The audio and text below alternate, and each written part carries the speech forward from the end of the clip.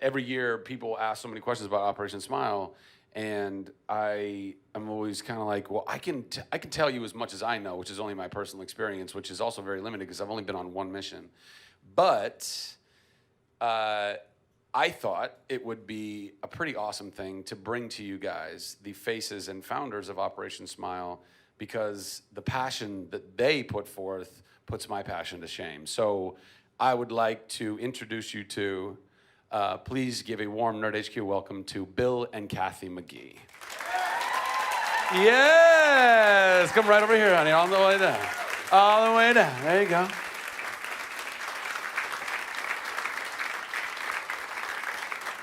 And don't they look so bright and chipper this morning? Clearly they weren't dancing. Straight from the East Coast. So Bill and Kathy, I met after I had already kind of discovered Operation Smile, and I started, I mean, I don't know, with the various nonprofit things I was doing, I was like, well, let's just send it to you guys. I didn't know you. I didn't really know anybody from the organization. And then I was contacted, and then all of a sudden, the next thing I know, you showed up at my trailer at Chuck, and you're like, "Hi, we should all probably know each other." And though I was already very passionate about the cause, I was made even more passionate after just talking to them one time. So this is your one time. You'll talk to them again, hopefully once again. But I want you to know these people because I get to do cool stuff like this, and we get to raise money together and dance till fire alarms go off. But they're all over the world, all the time, with doctors and anesthesiologists and nurses and making differences and changing lives. I mean, that's their job. That's what they do. So why? What happened? What was the impetus? I can tell you, Kath has a different look at it, obviously, than I have. But it was back in 1982. I had gotten a dental and medical degree after 17 years of education. After high school, I finally went into practice. I was a slow learner. And it got to be 1982, and a buddy of mine asked me if I want to go to the Philippines to take care of kids with clefts, which is what I was focused on, was children's reconstructive surgery and plastic surgery.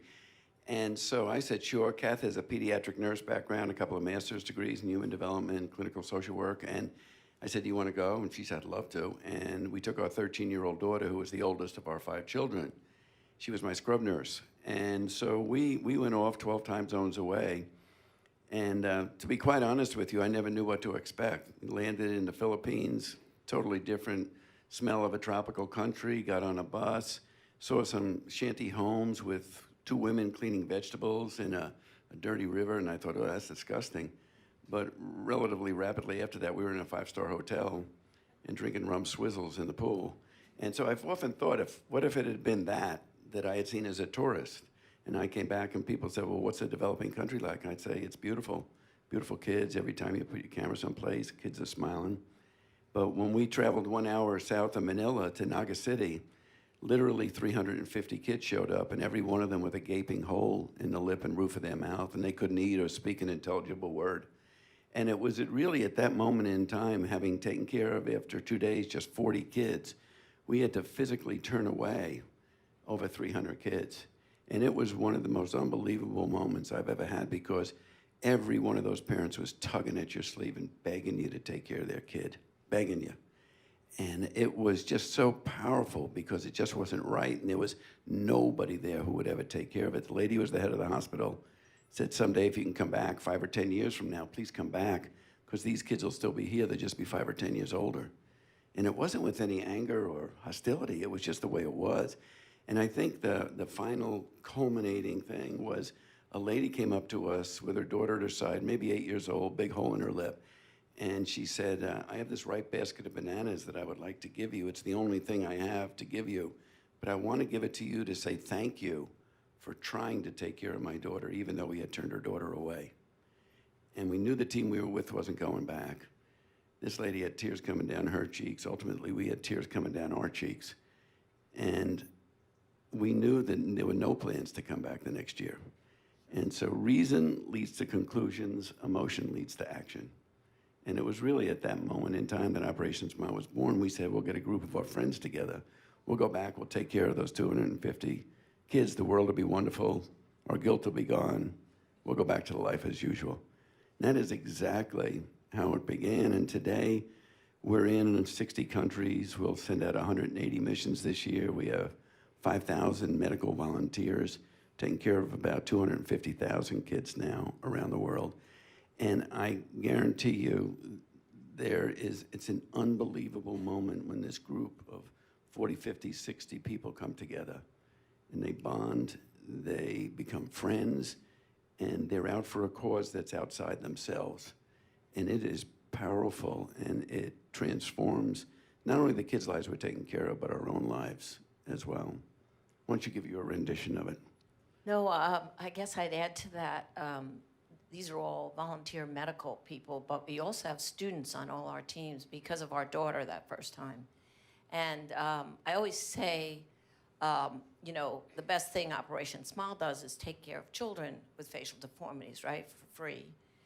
But the second thing we do is put young people on our teams. And basically, from that moment, really, students have been involved with us. And I'd say there are thousands out there because our students from our country, from California, went out and they taught the Hondurans and they taught the Africans and they taught the Middle East. And so now they're all over this world taking care of children. So we have, it got so big that we put conferences together. So in another week, we're at Chapman University, 500 students. That's all we can handle at that university from 27 countries. We'll come together, bond, and then they'll go out and help us take care of these kids. It's unbelievable, really, what young people have done. You guys are inspiring people. Sorry if we're all going to make you cry at 9 a.m. Let me just say one thing, too. In that very first trip, there was a 35-year-old man who came in to see us. Now, you don't see a 35-year-old person in the United States with a big hole in his lip. You just don't see it. And his mom brought him in. He had never been to school. He couldn't read, couldn't write. And I took care of him literally under the light of day on a stretcher in a hall with some Novocaine, like you would in a dental office. And 45 minutes later, I brought him back to his mom, and she said, "That's not my son." And so I said, "Of course it's your son." She said, "No, it's not." And so I had a mirror in my pocket, and I took it out, and I gave it to him, and as he looked at it, he began to cry.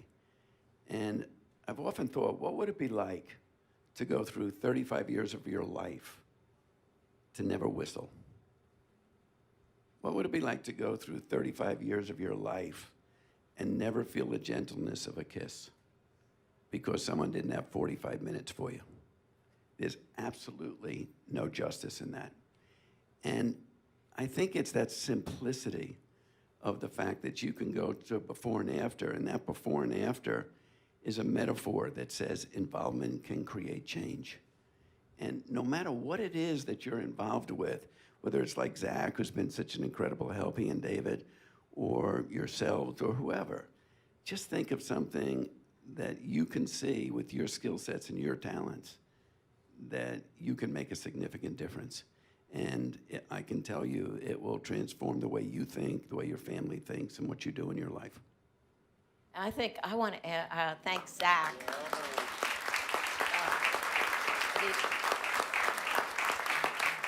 I want to thank him because there's nothing that we ask him that he doesn't say, okay, why not? So one of our people who are president of NBC, she had a child with a cleft. And at 10, we were asked by Billy Bush to go meet him. So we're like, okay, let's sit with this 10-year-old. He laid out his legal pad, and he said, I have all these ideas because I need to help children. And we were like, oh, okay, Henry. And so we asked Zach to join us because Henry's a skier out in Utah, and they've put together this whole celebrities skiing with students on the slopes out there. And it's been incredible. Has nothing to do with anything but fun and, helping more children. But students helping children with him, with celebrities. So that's been an incredible event. It's been fun, yeah. it's It's been been a fun. lot of fun. We get to raise more awareness and raise more money for Op Smile. I mean, I think I'm like kind of like Nerd HQ. I'm just a big believer that if you can bring fun, if you can bring fun with message and you can inspire people while offering them something that's really enjoyable at the same time, I think it just makes it so much more powerful, you know. And especially I don't know, in the celebrity world, you know, life's about incentive. Like if you can look at some celebrities who might not know anything about Operation Smile and say, hey, come ski for a weekend and it's on us, and you know, have a good time. And oh, by the way, while you're here, look at this thing that's going on in the world. Look at these people, these children that need so much help. Does that move you? Does that inspire you? Do you want to be a part of helping that? And I mean, without fail, everybody who comes to the ski event, or you know, so many people that come to HQ and do panels and whatnot, everybody walks away touched. They all walk away, you know, feeling something, and so that's kind of fun. Yeah. I mean, it's not every day that we get a chance to change a life. You know, we give money for certain things, but this is actual changing a life, and those lives need to be changed. We don't think about it here because we do see kids. We just got a call on our way here, a child in, I think, North Carolina that needs our help. We'll do that, but it's so easy for us. We just make contact all over this country. USC is a big help for us, and Shriners. They just fly them out or wherever they are in this country and help these kids. So it's easy for us here, but not in this. We know people make $3 a day. Where are you going? Are you eating? Can you get on a bus? What are you doing? It's unbelievable. And I think for our teams, it's shocking every time they're there. So I don't know. That's why I'm always pushing the students, because we're getting older. Zach, I'm right getting young older. there. I age about 5 years every time we do this event. So, does anybody have any questions that I've probably not been able to answer? I saw that hand up first, and then, sir, I'll come over to you after that. So I was in the dental field for about 16 years, so I've always known about Operation Smile. I got to work with dentists who did a lot with Operation Smile in terms of donations, and met one of the oral surgeons who also worked with Operation Smile and had the opportunity, but unfortunately there was not enough room for everyone from the practice to go. How would someone, and I've been out of the business for 6 years now, so how would someone like me who would want to still do a mission be able to do that? All you have to do, are you a dentist? A dental assistant. So what you have to do is just go to the website. And on the website, there's a big volunteer platform there. OperationsSmile.org. Yeah, and there's a platform there. And then just apply there. Now, we probably don't bring dental assistants on the trips. We may, I'm not 100% sure. But there are all sorts of opportunities to volunteer. There's medical records. There's, for the students, for instance, there's student chaperones that we, engage people with. So there's lots of opportunities. We have over 5,000 active students. We have thousands of clubs around the world. So there's a big, big need to, to get involved in that area there. So there's something you can fit into. Yeah. But the squeaky wheel gets the most oil. Yeah. Because there's a lot of I'll people give who you my want to go. card. Wink. You, sir. Firstly, congratulations to you all for doing such great work. But the question I wanted to ask was, are there any areas of the world that you wanted to get to, but challenges of geography or geopolitical instability have sort of stopped you? Like, is there maybe somewhere in the future that if tensions die down in particular areas that you'd like to get into to help more people from other countries, perhaps that you haven't been able to get to yet? There's, we're in about 60 countries right now, but there's always tension in the world. We're not a political organization, we're not a religious organization, and we stayed very, very clear of any of those kind of things because it is amazing. You bring together, we have an average of 7 different countries involved with any one mission, and I have never, ever, ever even heard a discussion of race, religion, culture, never. I think the strongest bonds of friendship get forged in the service of others. Is that you and I may have not anything in common today, but if we work together to help a third person, we'll become friends. And that is exactly what happens. Having said that, we've been in the West Bank. We've been in Gaza. We've been in China, Vietnam. We were the first Americans to go back to Vietnam in '88. And so it's not that we're afraid to go into those environments, but in this day and age, for instance, there's a group that's supposed to go out to Egypt any day now. And we have to make a very difficult decision of whether to keep that as just a local mission or to send international volunteers in there, because there's been some activity around where the site is. So it's a thing that floats day in and day out. And, we have a responsibility to make sure our volunteers are safe too. So, we'll do what it takes and hopefully make the right decisions. Yeah, we're always getting, like, we just got a call from Uganda, and we're not in Uganda, but they have 25 kids that they said, we really need your help. So it's nothing that we'd say, well, we're not in Uganda, but we've networked now with AMREF, with the AFRICOM, with the Navy, and we're going to get those kids and we're going to take care of them. We have a doc that's on this Egypt mission, or no, the Congo, and he's going to go up and screen them and make sure they're healthy. See, that's the other thing. If they're so malnourished, we can't even put them under surgery. But let's just flip over to the Middle East then. We're in Jordan. The Jordanians have been unbelievable because we've taken care of the Syrians, the Iraqis, and the Palestinians in Jordan. I was in that Syrian camp just a year and a half ago. Unbelievable, 300,000 people, just like you and me, who have been removed from their country.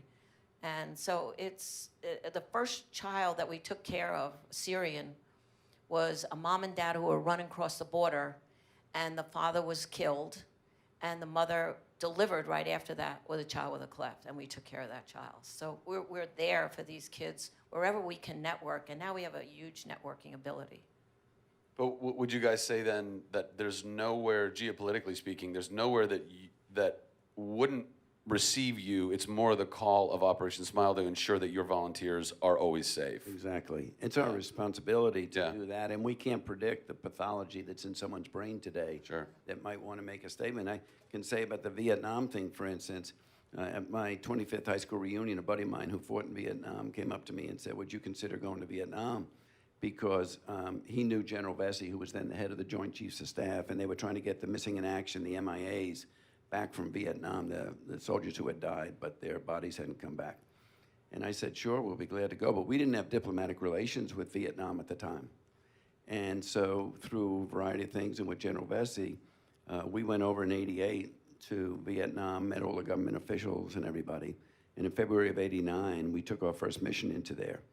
And within 3 months of that mission, where we took care of about 120 kids, within 3 months, the missing in action started coming back to the United States. That's how powerful a child is, because a child doesn't have a race or religion or culture. Everybody can relate around a child. So I think the power that we've realized is not just the surgery of changing that child's life, but sending a message through that child of love, of concern, of compassion, which all of us have. Every one of us has that within us. It's how do you bring it out?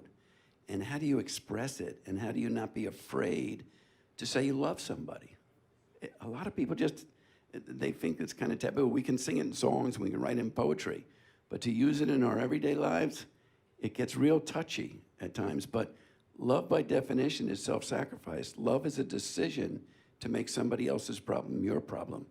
In the profession that we have the privilege to be in medicine, that's what we do every day. We put our hand on another person's shoulder. We make their problem our problem. It's a great profession. But we just have to learn how to use that moment to amplify it and to make it bigger. You're gonna make me cry, man. Jeez. Yeah, you. Hi. I want to thank you guys so much for this. This is a great opportunity. So I had a sister that was born with a cleft. She's 24 now, and she's had amazing medical, care and all that. But what my question is so I'm a surgical tech and have been for a while. And I guess this lovely lady here had already answered the question as far as, how do I get involved? So just go on the website. But I guess what my question is you guys also do the fundraisers for, in LA, I believe. Is that, how can a volunteer get involved October in 2nd, I think it is this year, in LA. Actually, I think Robin and April are here. So, yeah, they're going to run that event so they can get you in Just there. come up to us afterwards. Yeah. I'll give you our cards and introduce Yeah. you to them, and they'll be Yeah. glad to get your help. You live in LA? No, in Sacramento. Go for it, buddy. Yeah, there's one actually LA and there's one in San Francisco a little bit later. I think we can safely assume that if anybody wants to volunteer, they'll take you in whatever capacity that they can help, that you can help, and that they need that help. We'll take that help. Yes, Well, I think right there. Hi, thank you guys so much for coming. My friend Nick in Phoenix can't be here, and she had a question for Zach concerning your mission. So she wrote, she knows from experience in going on any kind of mission trip that you always go with the intention of helping someone else, but you end up being totally blessed and having your life changed instead. So can you tell a story about a specific child or a situation where this happened for you? I mean, really the whole trip, every child. In fact, I would love for, I'll tell my bit of this, and then I would love for you guys to explain the kind of the process of what goes on. Because that's a lot of information. I would love for you guys to know like how a whole mission happens. It's super in depth. And also I'd love for you guys to talk about, if time permitting, if you know, just kind of where we, at this point in time, where we think clefs are coming from, because that's a big question too, I find, from a lot of people. And there's a lot of, not misinformation, but like, we still don't know entirely, which is the truth. But as far as my mission trip and my experience in Honduras, which is unfortunately the only trip I've been able to go on thus far, and that's just scheduling stuff, and you know, the work schedule of being an actor is just kind of like it's the wind. Like you're like, oh, and here I go over here now, and maybe and you're hoping that you are right. Or like Yvonne and I were joking about yesterday, you schedule a trip and then you get a job. So I probably just need to schedule more trips. But as far as Honduras was concerned, you know, it's really intense because it's, first of all, you're going to a developing country, probably, right? I mean, are there non-developing countries? No, that's true. It's pretty much it's all developing countries, and so just going to a developing country, for anyone here who has been to a developing country, that can really rock you. If you're an empathetic person and you're kind of walking the streets and it's very discombobulating. Even though we see infomercials for, you know, Feed the Children or Operation Smile, you see these things all the time and you go, wow, there are people that are not as blessed as we are. And they don't have the water, they don't have the food, they don't have the resources, they don't have the clothing, they don't have the homes. So we're all aware of it, and especially because of the internet, you know, the world, we all see these things all the time. You can't hide from it.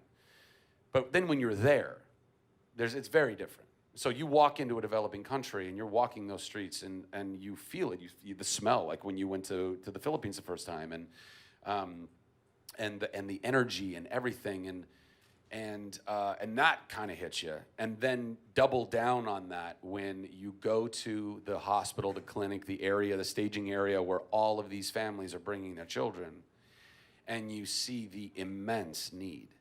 And pick one of hundreds, thousands sometimes. I don't know how many, I don't know what the biggest number of kids that have been brought to you at any one of the missions has been, but in Honduras we had, I think we ended up working on about 350 or so, or maybe 300. I don't know. Am I crazy? Something like that. About 300, yeah. With many turned away. That breaks your heart because they're coming from hours and hours and hours away. They're taking maybe, you know, they've got like a donkey to a bus to a friend of a friend's car. You know, it's this huge trek to bring their sick child. And sometimes it's just one parent because the other parent's got to be at home taking care of the other kids or working. You know, it's a gnarly thing. And they finally make it there. And if they can, then the screening process. There was one girl, and I can't remember. No, actually.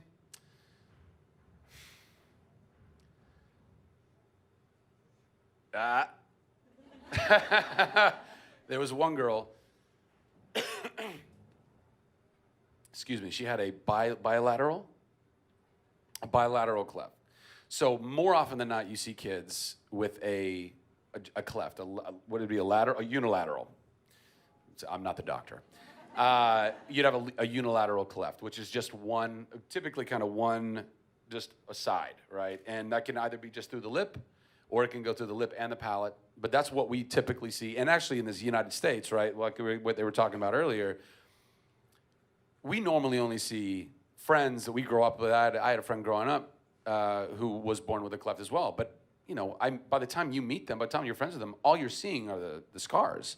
You don't ever actually see kids in the United States that have the gaping hole in their face, which is why I think we kind of get a little desensitized to the need for it, right? But at any rate, they bring this girl to get screened. This family brings, her mother brings this girl in, and she had a bilateral cleft.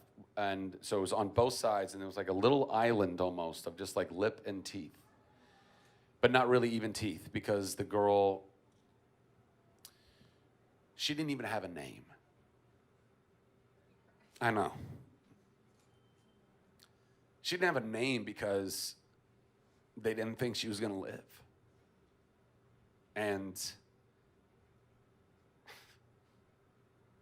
I can't even like, woo, hoo, hoo, hoo. It's the only way I can get through it. I can't even imagine what that'd be like. I can't even imagine a child in the United States where their parents who love them are so afraid to give them a name because they know that they're gonna die. So it's like that stuff. And you go, what do you do? How do we help? What do you do? And that was just one of so many kids. And Zach, though, I think that it's the turning people away that brings people back. It's wonderful to take care of a kid. It's horrible to turn somebody away. oh yeah, And once you turn them away, you know that you have to come back. And that's why we have 5,000 medical volunteers, is because people went into that profession, but for the reason of helping people. And I can tell you, there was a kid named Angel that I met in Nicaragua. He traveled 2 days by boat, by horseback ride, by bus to meet us in Managua. And I met him and I said, you know, what's it been like for 18 years? He said, I've never been to school, can't read, can't write. He said, I'm one of 7 kids. And as tough as that is, he said, the toughest part is that my father has kissed every one of my brothers and sisters and he's never kissed me. Well, you know, I mean, we took care of him literally under local anesthesia.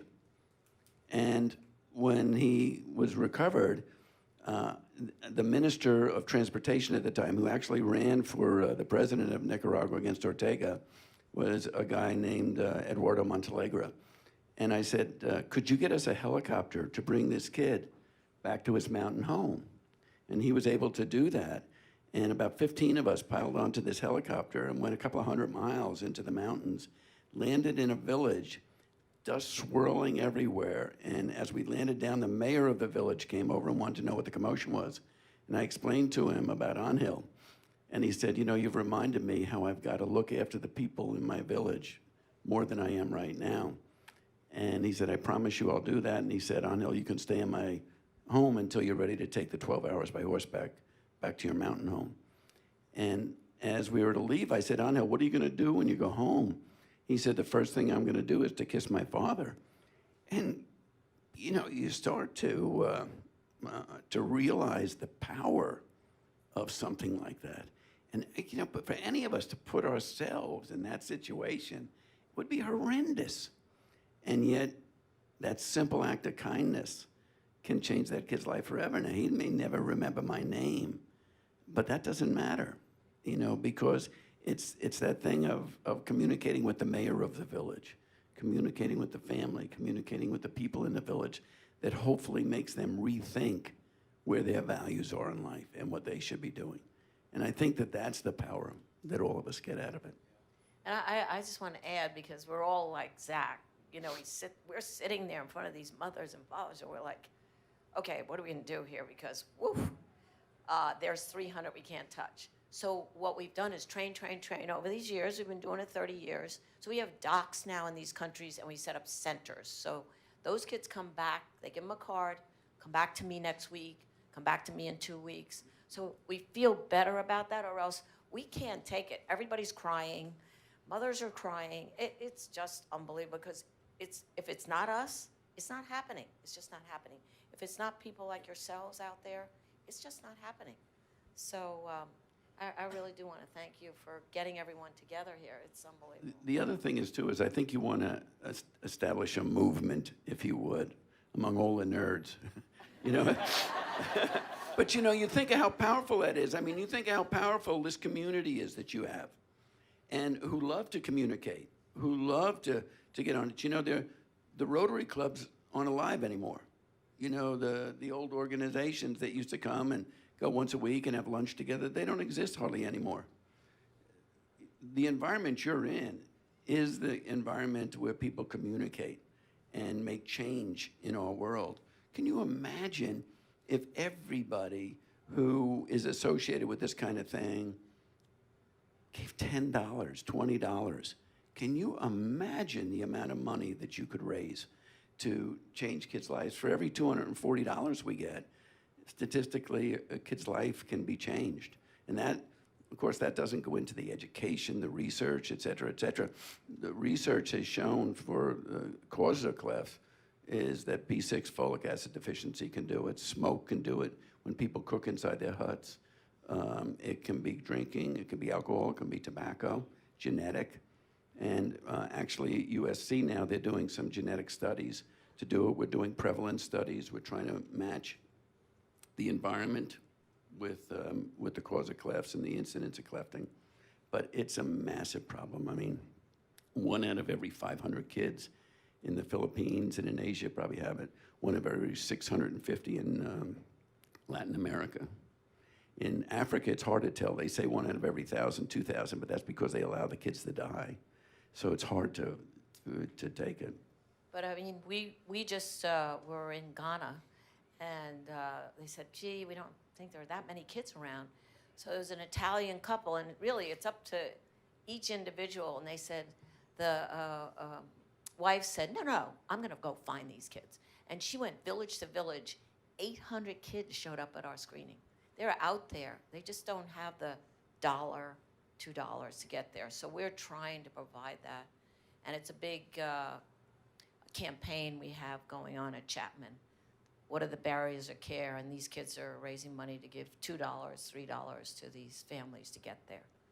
So we're on a march, really, Zach, to get these kids. We know they're out there now. We know there's 1 million in China, 1 million in India. Talk about landing in somewhere. I mean, we landed in India. I'm like shocked out of my mind. I have never seen such extreme poverty.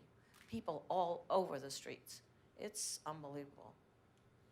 And would you also say that part of the problem too is like what you were touching upon was in a lot of these developing countries. I mean, the communication levels of telecommunication, like trying to even get to these villages to let them know, hey, there are doctors that can help. Like that's a very difficult thing. Not only that, they don't have the $2 or $3 To it takes to get there. And if they do, then they extract, let's say, a parent from that environment. But who takes care of the other kids, or who does the farming, or who does the harvesting to feed the rest of the family that day? I mean, it's not the. I wish everybody in the United States could just for a week go into what they call now. They don't call them developing countries anymore. They call them low income resource countries or something like that. But 1/3 of the world only gets 4% of the surgery of the world. So, I mean, it's just non-existent. So if you have a kid that falls out of a mango tree, breaks his arm, he's deformed for the rest of his life. There's nobody there to fix it. Like this. So, you know, it's so different. And I think Americans, if they could just travel there and see it, they would never moan and groan again about anything. Man, we have it so blessed. It's crazy how good we have it compared to the rest of the world. So we've just been in Geneva.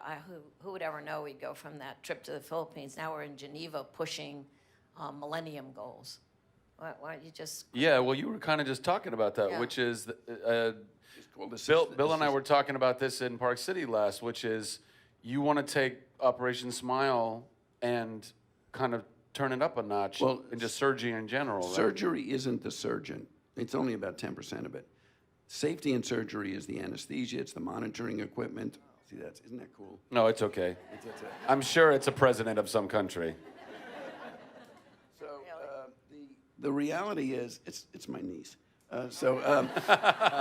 She's probably watching the live stream right now going, don't She forget wanted to to ask say. a question. But surgery isn't the surgeon. It's all the other facets of it. So safe surgery is the nurse, it's the equipment, it's the monitoring equipment and stuff like that.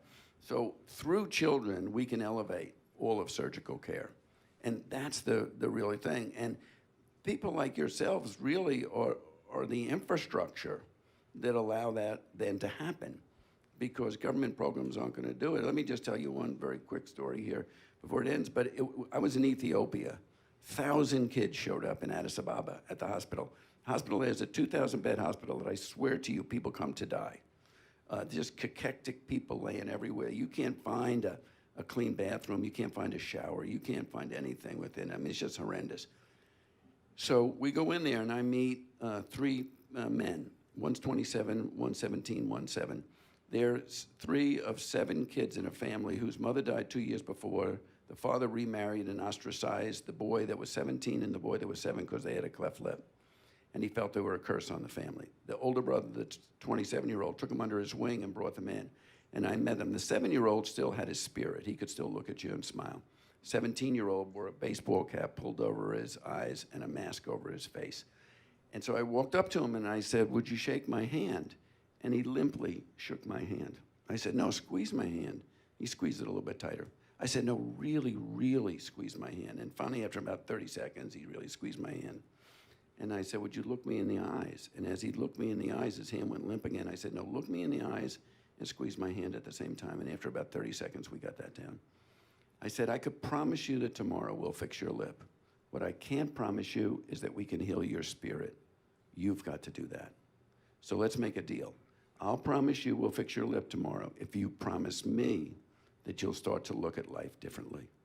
Think of your cleft lip as your gift. You've been given the gift of a cleft lip, because forever you'll be more sensitive to the needs of people in your village, your community, your world than most people will. So you can use that gift to help other people. So we'll make this deal. We'll fix your lip tomorrow if you promise me that you'll use your gift for the rest of your life to help other people." And every single one of us in this room, or people listening, every one of us has a gift.